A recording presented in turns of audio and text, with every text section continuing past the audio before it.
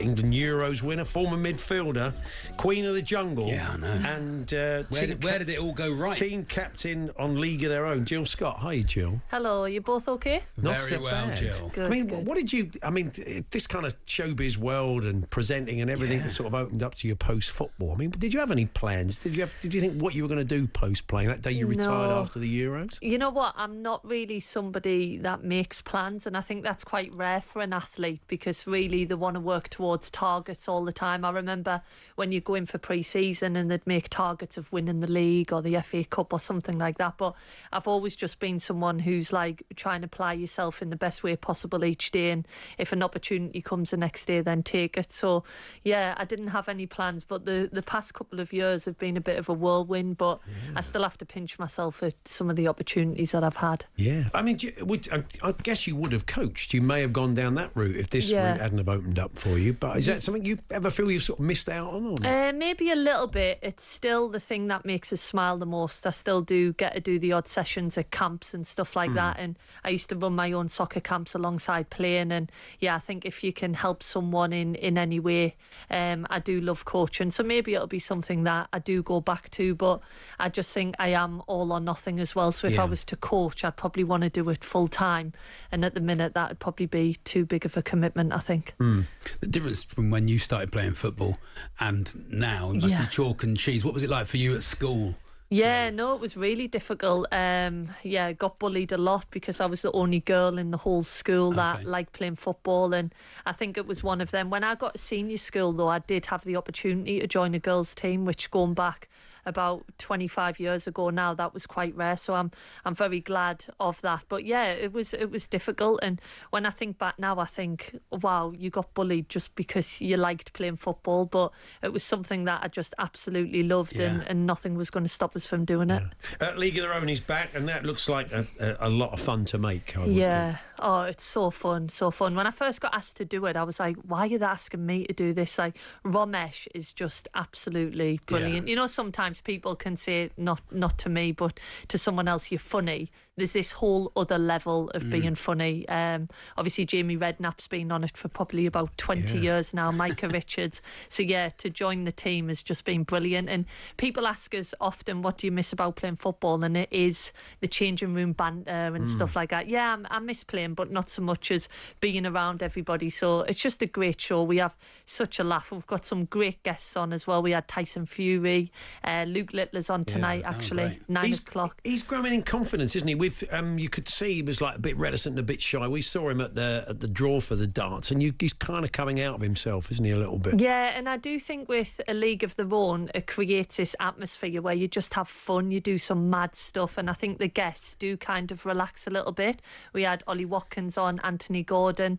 and it's not like a structured interview, so I feel like you do get a lot more out of them, and Luke definitely opened up. He had us in stitches at some points, and I think tonight as well you see Micah being fired through the air as a human dart, so it's very good fun. I mean, it's great having Ramesh there. I'm friends with Ramesh, and he is the least sporty person he talks a good game and he'd love to be sporty, but he cannot play any sport. I've never seen him do one sport that he's any good at. No, I think in this series you actually see him take on Andy Murray's serves, so that was very funny. You know what, he's the most humble guy as well, he's the best. But he's a genius. I love him. I love being part of the show, and as I say, it's definitely one of them things where I have to pinch myself working with these amazing people. And some of the travel stuff you've done with Maisie Adam as well. Maisie comes on the show. Yeah, she does. She comes in now and again. I've played football against Maisie. She's a proper player. He 2-footed kicked her up in the air the night before her wedding. Week before her wedding and day before the night before wedding and the day before Soccer Aid. I thought I'd broken her legs. That was exciting, Jill. Maisie's a great character, though. I actually FaceTimed her yesterday on my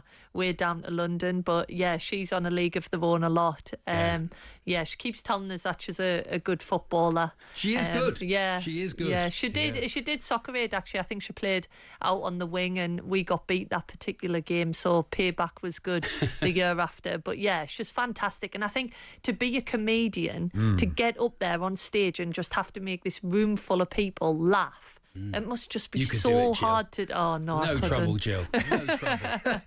I keep saying to Maisie we should do a job swap, and I'll try and do kind of a comedy sketch, and she can go and play football for a team. The producers have just run in. They've got a checkbook out. Yeah, that's it. Come and get me, please. Do you ever get starstruck on the show? Is there anybody on you got a bit... That's a really good question. I think, you know what, sometimes with like the footballers, I wouldn't say starstruck. Like the last time I remember being starstruck was probably when I met David Beckham for the first time, because he was my all-time hero, and my biggest regret was I really wanted this photo with him, and we kind of just ended up like... I wanted the photo so bad that we didn't have a conversation, and it was kind of a big regret of mine, where I was like, when you meet people in future, make sure you have a conversation with them. So even like to be able to talk to Andy Murray, Tyson Fury, Luke Littler, and just we've had just some amazing people on. But to turn up at work and think, who we're going to get to meet today, Maya Jama was brilliant on it. Honestly, the list goes on. It's a really good series. And when you said about the travel show, we went to Mexico, and we've got a rally trip coming up as well, which should come out this year. So I spent a lot of time in the car with Maisie that trip, but we had a right laugh. Is there a common personality trait in all these big, you just mentioned Tyson Fury and Luke Littler and big world champions? What makes the top people the top people? What makes the difference, do you think? Well, I'm a big believer in, I don't think everybody gets success. Like, you can't just read Alex Ferguson's book and suddenly be the best manager.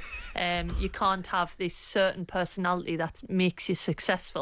I think it's like, I always describe it as a car. If you go and put petrol in all them cars outside, only 30% of them will move, because you've got diesel, you've got electric. So I think you have to find your own formula and what works for you. Obviously, you can't move away from the fact that they're all extremely driven, and obviously hard working and stuff like that day to day. But I think they're all different personalities, but they've got to find what works for them. And I think all these guys and obviously females we've had on the show, you can really see that they have that determination and grit. So I wouldn't say the similar personalities. Obviously, Anthony Gordon would sit there and chat for ages, and then you've got Luke Littler, who is a bit more quiet, but I definitely think you can't take away from how driven they are. League of Their Own Series 19 back on Sky Max tonight at 9 p.m. And we had a chat with Leanne Sanderson yesterday. There was a couple of big stories there's a bit of a shake-up in women's football. As you know, at the moment they're looking to bring a kind of increased audience to it. One of the things they're weighing up is a kind of closed league. Now, you're involved with Sunderland. You played for Sunderland. Sunderland are a championship side. How would you view a kind of WSL where there wasn't promotion and relegation?